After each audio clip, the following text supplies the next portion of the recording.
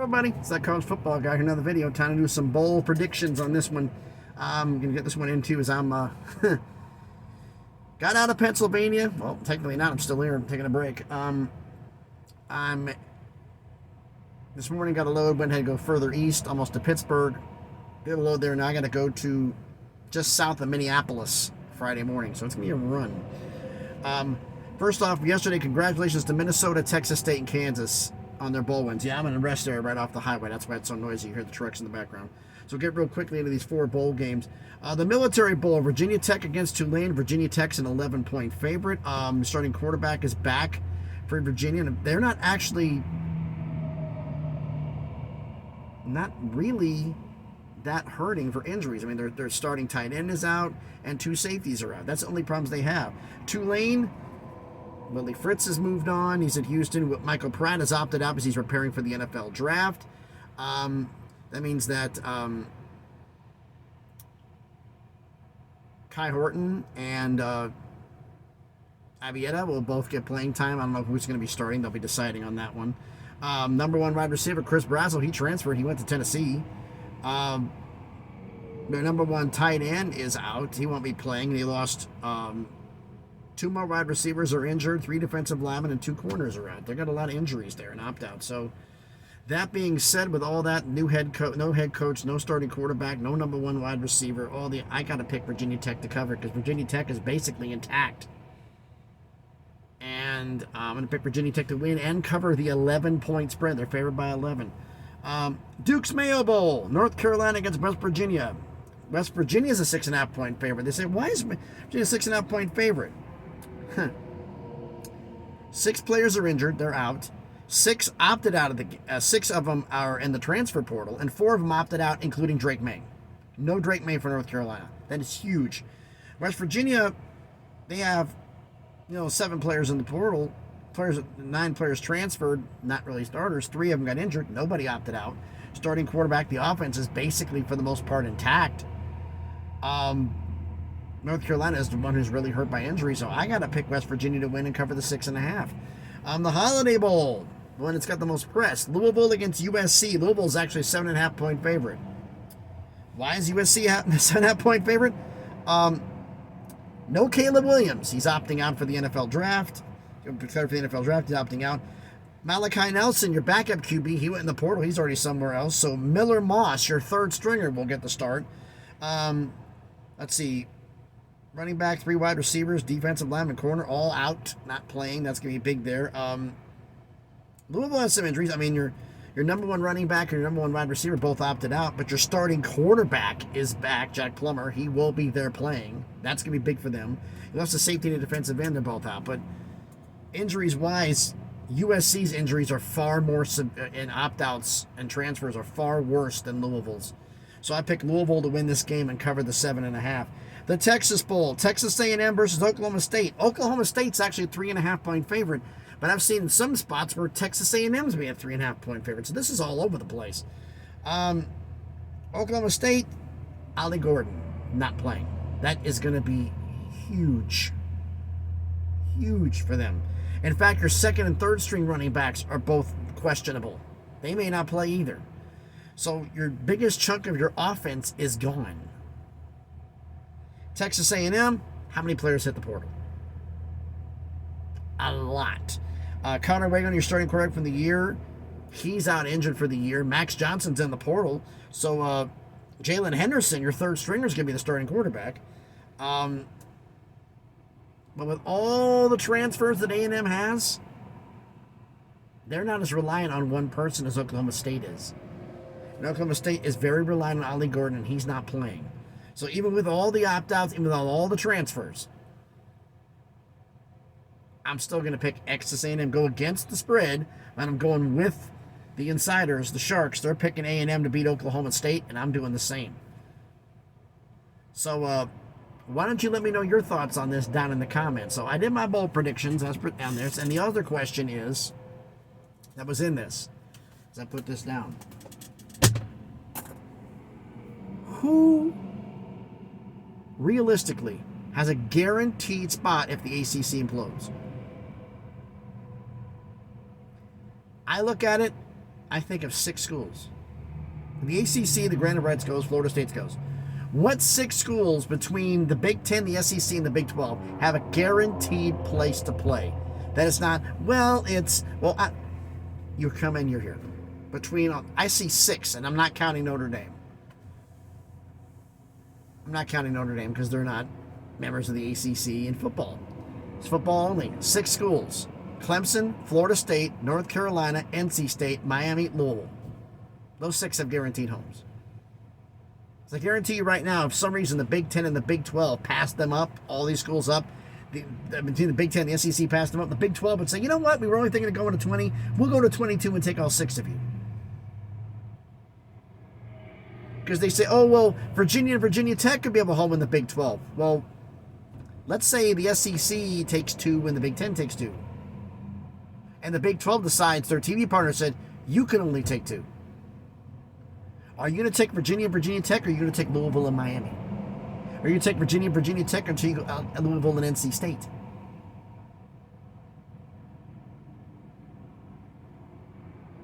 What if Clemson and Florida State get bypassed by the SEC and the Big 10? Think Virginia and Virginia Tech are going to go into the Big 12 then? With Clemson and Florida State sitting there? No. Now, there were a lot of schools. The Big 10, they had a wish list. Their ultimate wish list is done. They want a Notre Dame and North Carolina. Notre Dame is not coming.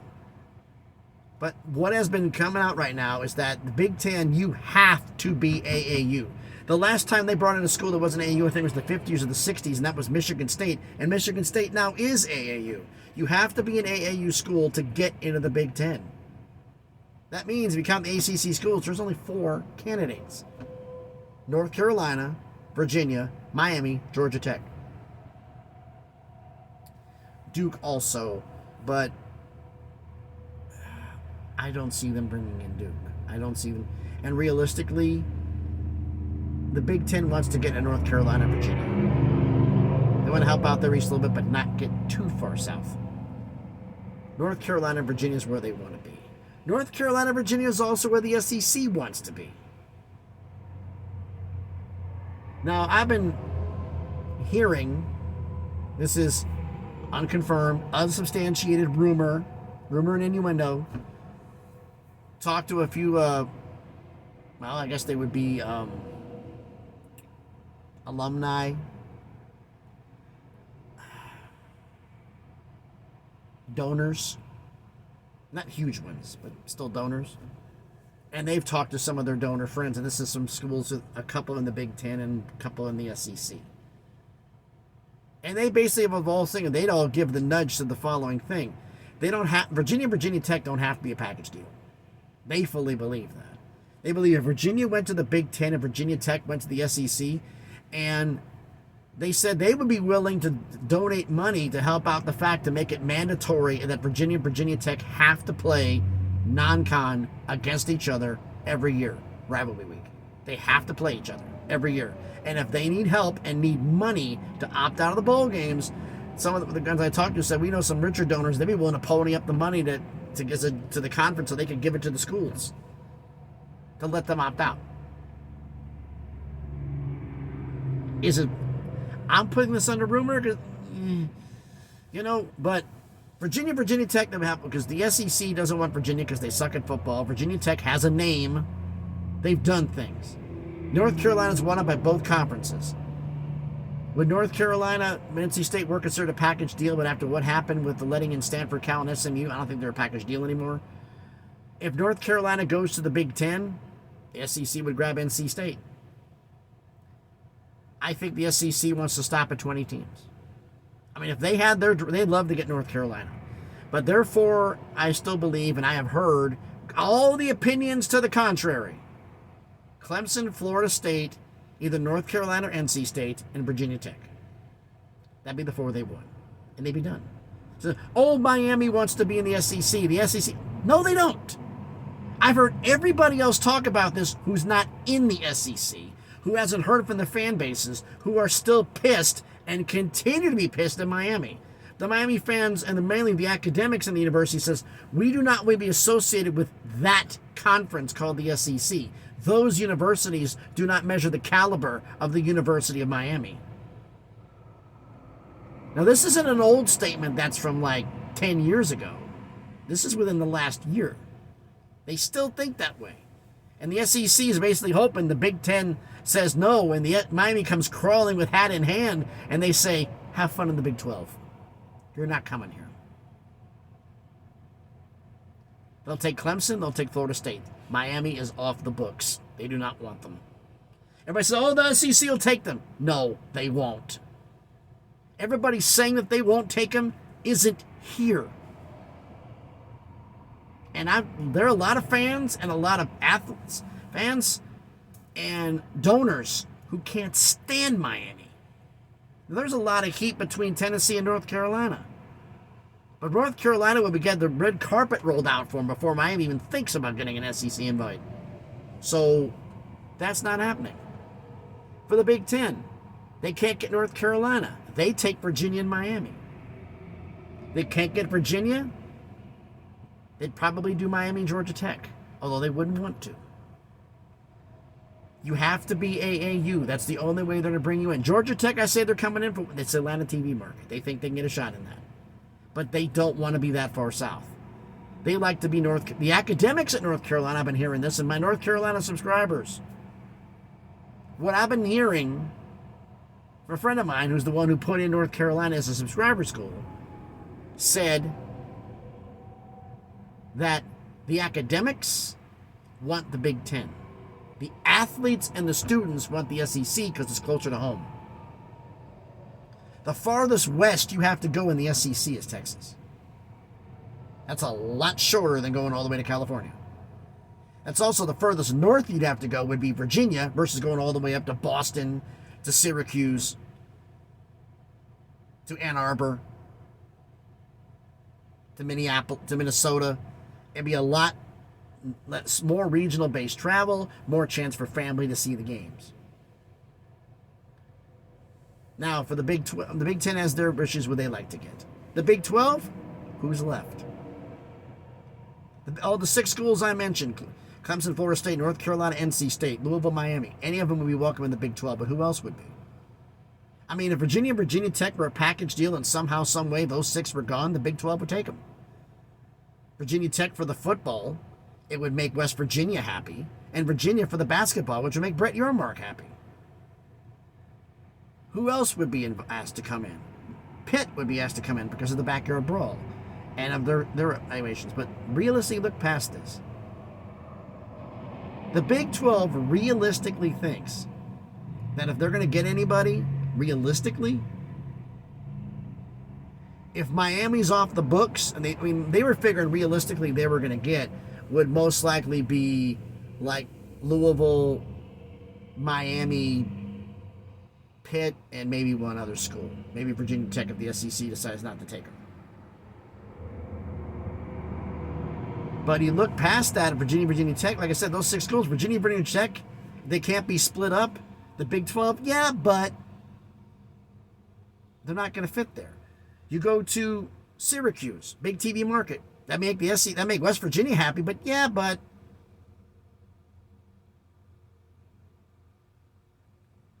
there's only 6 schools in the ACC that got guaranteed spots. 6. And then comes the fact with the ACC. Who are they going to take out? Who are they going to add in? They lose their 6 schools. Okay, they added 3 to go to 18 with their guaranteed 15, even though the money can be opted out in 2027. We get into that later. But here's the point. You have 3 out, you got to get 3. You lost 6, you were 3 up, so now you got to add 3. Who's the 3? It all depends. Are you looking at availability?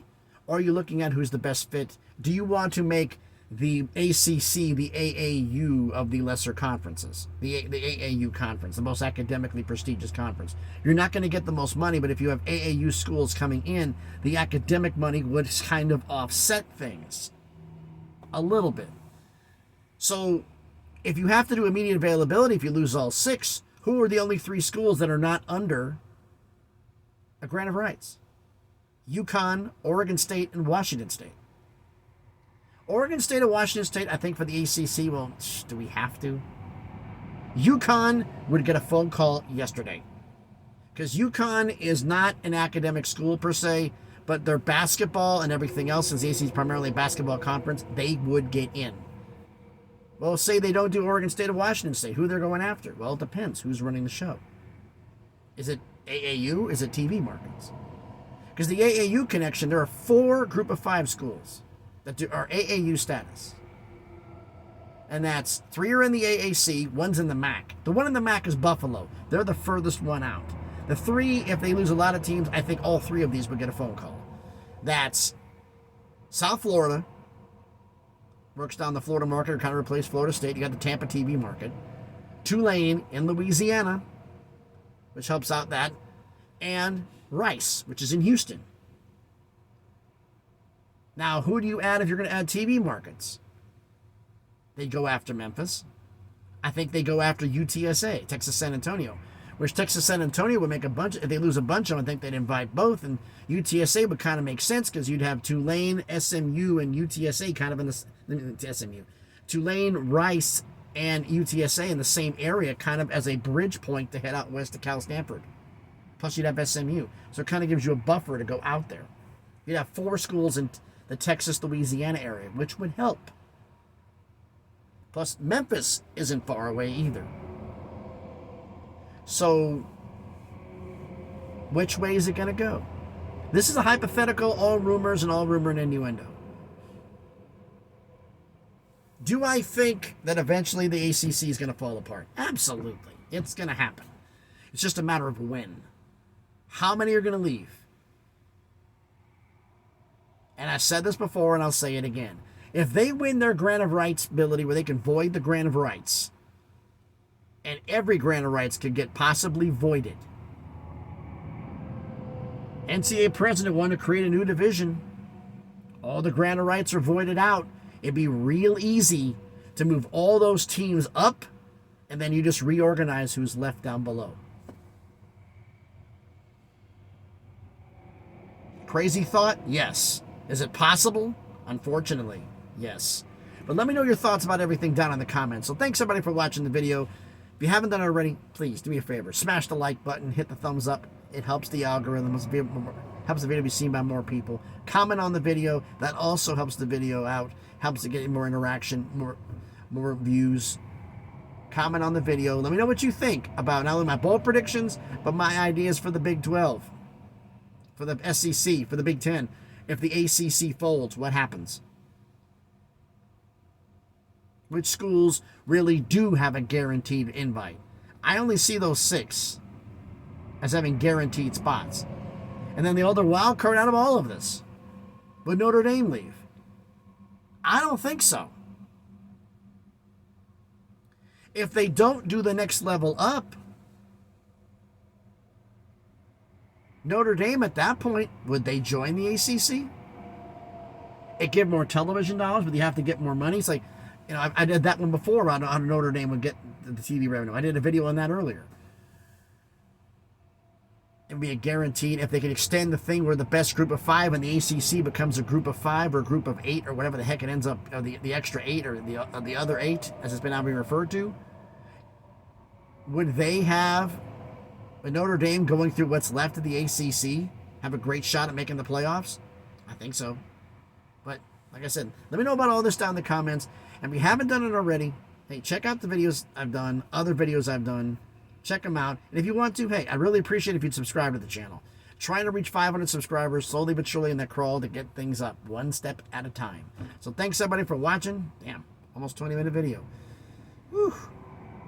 And I'm in Pennsylvania. I'm about to hit Maryland, West Virginia. I'll either be stopping in Ohio or Indiana. We'll see what happens. If this video, like the previous one, if it takes too long to upload, I'll do a community post. It's, what the heck time is it right now? Yikes, 1:23. Oh boy, Eastern time. Bowl starts at 2. Hopefully this will get uploaded. We'll see. So if it doesn't, I'll do a community post for my prediction. So thanks everybody for watching. Hope everybody has a great Wednesday now? Tuesday? Wednesday? I don't know what day it is anymore. It's Wednesday. Good Lord. Where'd the week go? Have a great Wednesday. Be safe out there, and please be good to each other.